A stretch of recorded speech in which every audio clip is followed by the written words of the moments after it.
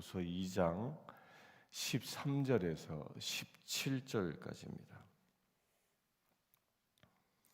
13절과 14절 먼저 읽겠습니다. 주께서 사랑하시는 형제들아, 우리가 항상 너희에 관하여 마땅히 하나님께 감사할 것은 하나님이 처음부터 너희를 택하사 성령의 거룩하게 하심과 진리를 믿음으로 구원을 받게 하심이니 이를 위하여 우리의 복음으로 너희를 부르사 우리 주 예수 그리스도의 영광을 얻게 하려 하심이라.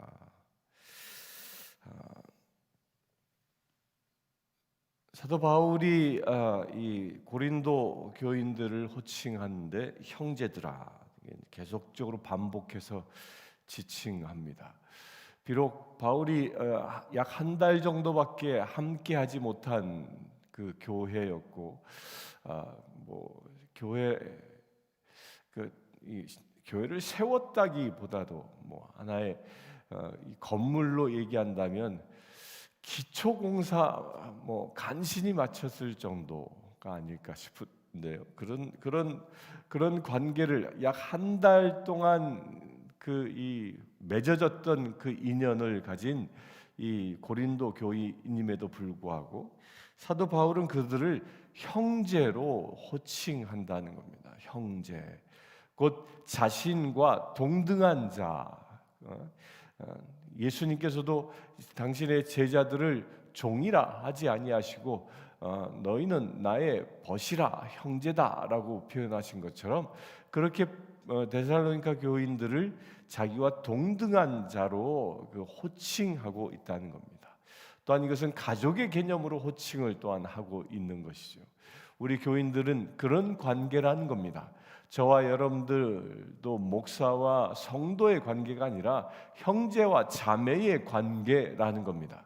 성도와 성도들끼리도 서로가 장로와 집사와 안수 집사 이런 직분과의 관계가 아니라 우리는 모두 다 예수 안에서 하나님 안에서 한 형제 자매 된 가족이라는 겁니다. 가족, 하나님을 아버지로 둔 가족이라는 것입니다. 그런 가족된 우리들이 그런 가족된 관계 속에서 사도 바울이 하나님께 감사하는 기도 제목이 있습니다. 하나님께 감사함은 하나님이 처음부터 너희를 택하심을 감사합니다.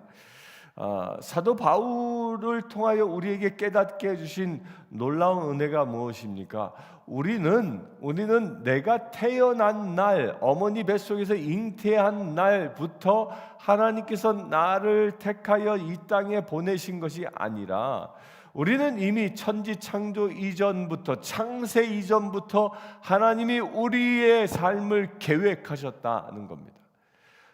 그 하나님의 놀라운 계획, 그 계획 가운데 그 세상을 창조할 때부터 나라는 한 사람을 이미 기억하시고 이미 계획하시고 이 땅에 살아갈 수 있는 인생의 계획들을 세우셨다라는 겁니다.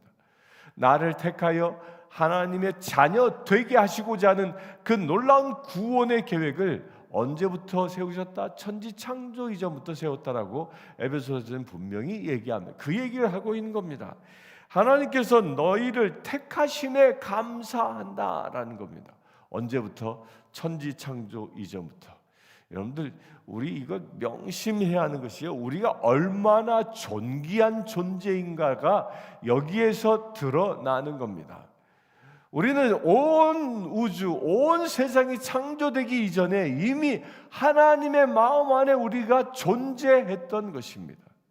이것은 마치 무엇과 같은 것이냐면 지금 여기 이 건물이 있는데요. 이 건물은 1985년도에 이 땅에 이 노동자들에 의하여 건축자들에 의해 지어졌지요.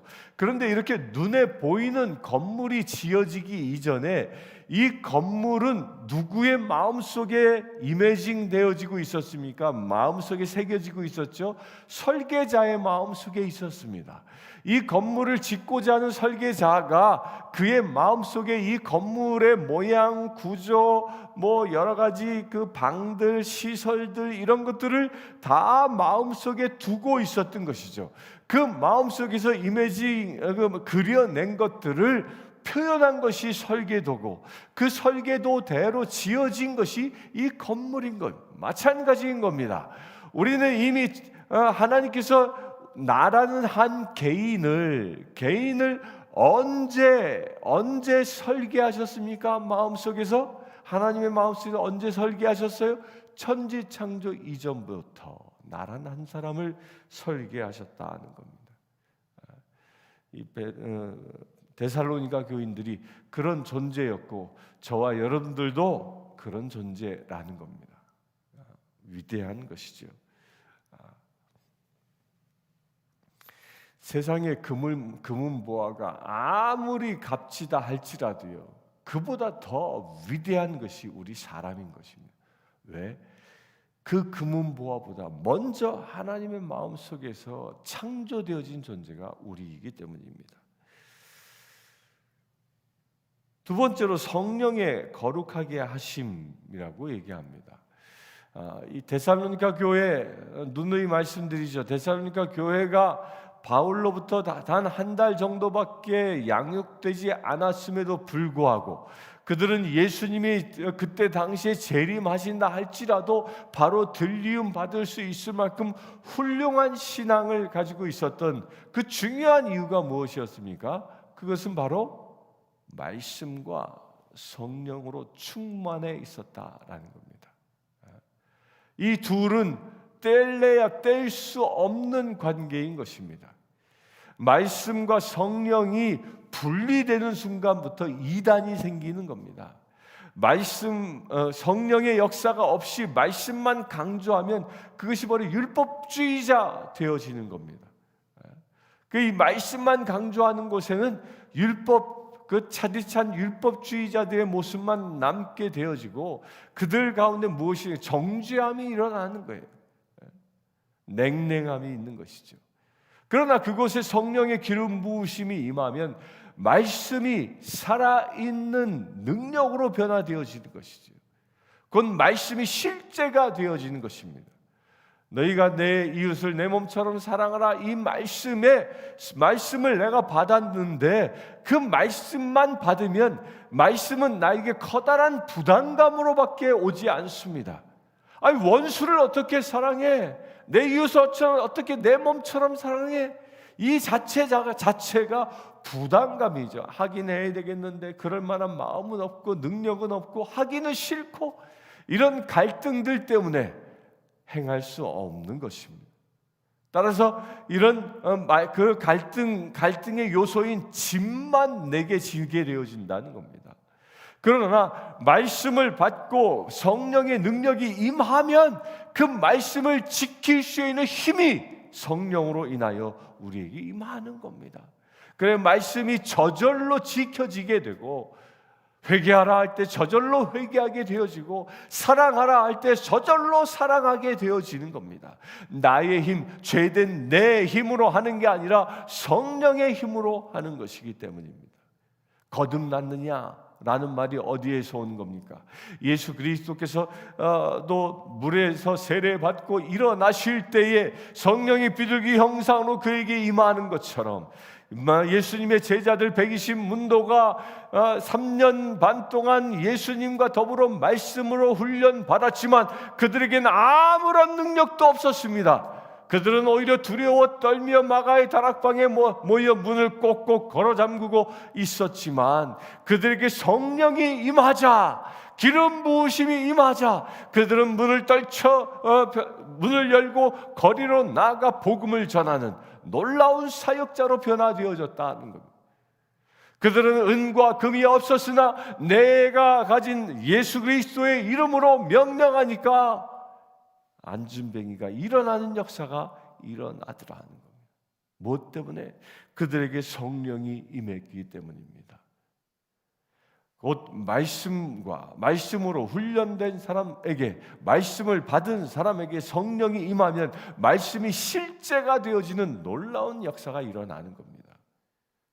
또한 반면에 이 말씀에 대하여는 경히 여기고 성령의 역사만 강조하는 그룹 또한 있습니다. 오순절 계통들이 더욱 그렇지요. 그것 또한 폐해가 있을 수 있습니다. 왜냐하면 신비주의로 빠질 수 있기 때문입니다. 여러분들 이거 아십니까? 통일교도요, 기도원이 있고요. 통일교에서도 그들이 기도하고 병자를 치유하는 역사를 경험한다고 합니다. 곧 이 얘기는 뭐예요? 병이 치유되어지고 기적이 나타난다고 해서 꼭 성령의 역사가 아닐 수 있다라는 겁니다. 하나님의 말씀에 기반하지 아니한 어떤 영적인 사역들은 그걸 보고 신비주의라고 얘기해요. 그것은 오히려 사람들을 노예화시키는 것입니다.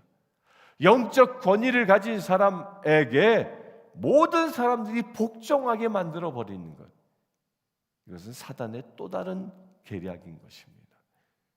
성령 하나님은 어떤 능력을 가진 특정인에게 모든 사람들이 복종하라고 말하는 것이 아니라 모든 사람에게, 노인부터 어린아이까지 모든 열방 족속에게 성령이 임하는 것, 이것이 하나님의 뜻인 것입니다. 그래 모든 사람들이 주님의 아들, 딸로 거듭나게 하는 것, 이것이 하나님의 뜻인 것입니다. 그리하여 모든 교회의 공동체가 성령으로 하나된 공동체 되게 만드는 것, 이것이 바로 하나님의 뜻인 것입니다. 저는 늘 요즘 기도하고 있는 것 중에 하나가, 이제 2022년 1월 달부터 우리 교회에 기름 부으심이 넘쳐나는 예배가 드려지기를 소망합니다. 그 예배를 개혁할 것입니다. 온전히 말씀과 성령으로만 예배 드릴 수 있는 그런 예배가 이곳에서 드려지길 원합니다. 그 예배, 말씀이 선포되어지고 말씀으로 무장하고, 그래야 모든 사람들이, 예배에 참여한 모든 사람들이 오순절의 사건을 경험하여 예배에 참여한 모든 사람들이 서로가 서로를 위하여 기도하고, 또한 모든 사람들이 서로 합심하여 이 땅의 구원을 위하여 기도하는 그런 예배의 자리를 꿈꾸고 기도하고 있습니다. 그 예배의 중요한 포인트가 무엇이냐면, 인도자의 한 사람의 카리스마에 의하여 예배가 흘러가는 것이 아니라 예배에 참석하고 있는 모든 사람들의 그 공동의 영성으로 예배가 완성되어지는 것을 꿈꾸는 것입니다. 왜? 성령 하나님은 특정한 어떤 사람에게만 임하시는 것이 아니라 예배에 참여한 모든 이들에게 임하길 원하시기 때문입니다. 초대교회 때도 사도 베드로가 예루살렘 거리에 나가 복음을 전하였을 때도 그는 혼자 나가지 않았습니다. 사도행전에 보면 그 주변에 예수님의 제자들이 동행하여 함께 사역한 것입니다.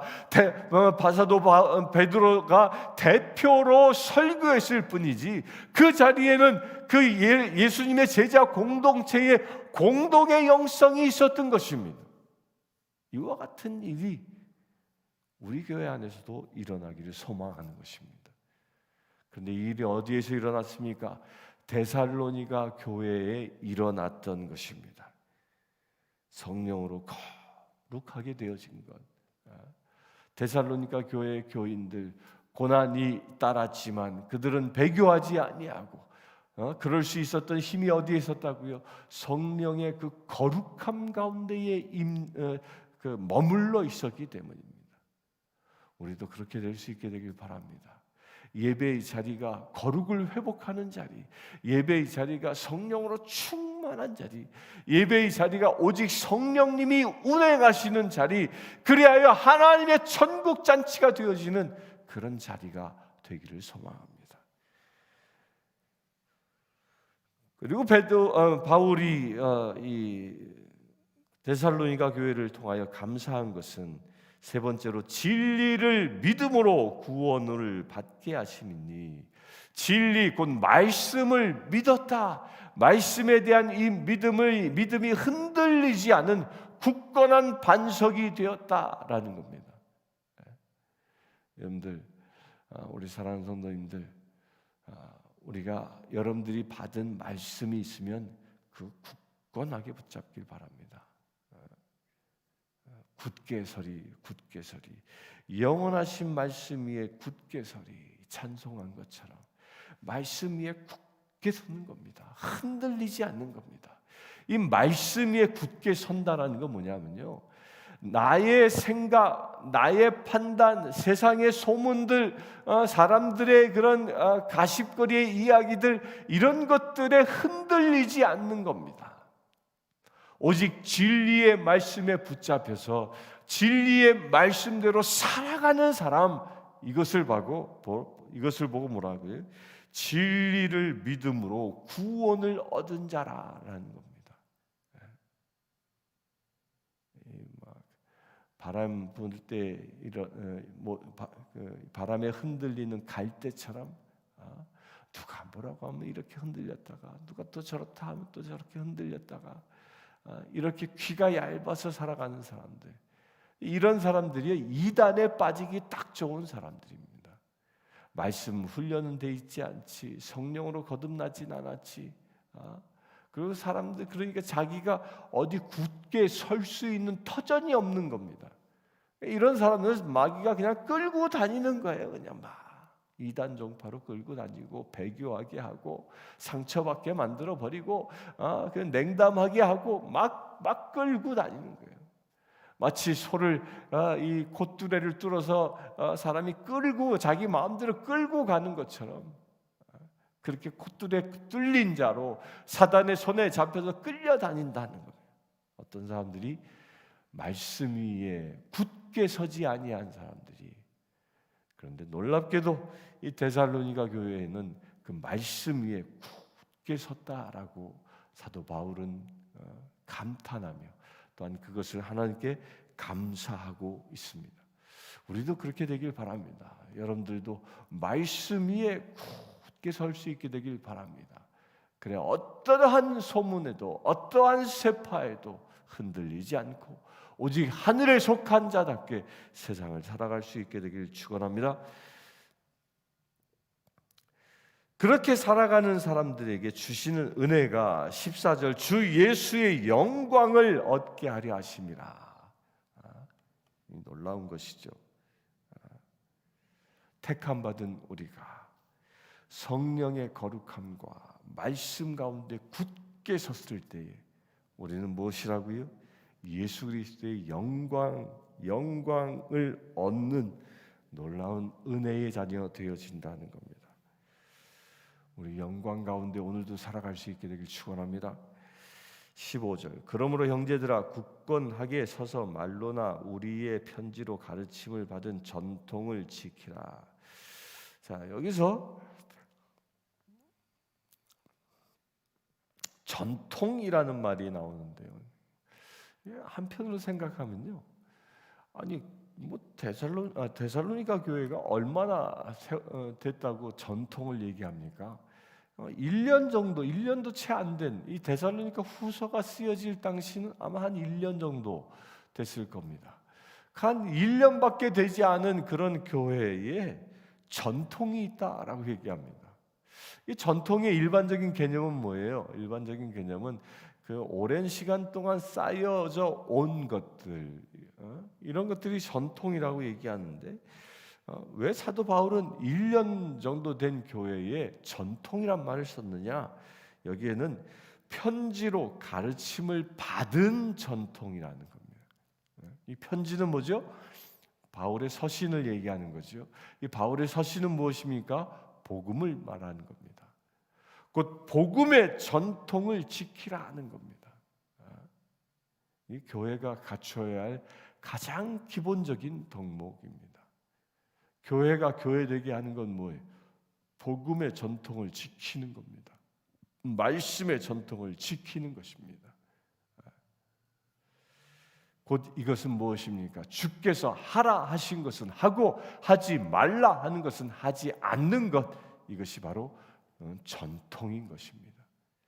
예수님께서 너는 내 십자가를 지고 나를 따르라 말씀하신 그 말씀을 따라 사는 것, 이것이 전통이라는 것입니다.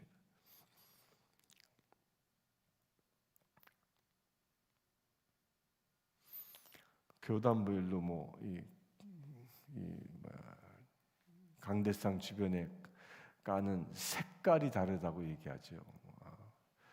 은사를 강조하는 교단은 붉은 카펫을 깔고, 또 말씀을 강조하는 교단은 파란색 카펫을 깔고, 이것이 우리의 전통이다. 우리는 전통은 빨간색 카펫을 까는 것이 우리 교회의 전통이다. 아니다. 우리 교회의 전통은 파란색 카펫을 까는 것이 전통이다. 이런 쓰잘데없는 거 가지고 논쟁하지 말라는 겁니다. 그것이 전통이 아니라는 거예요.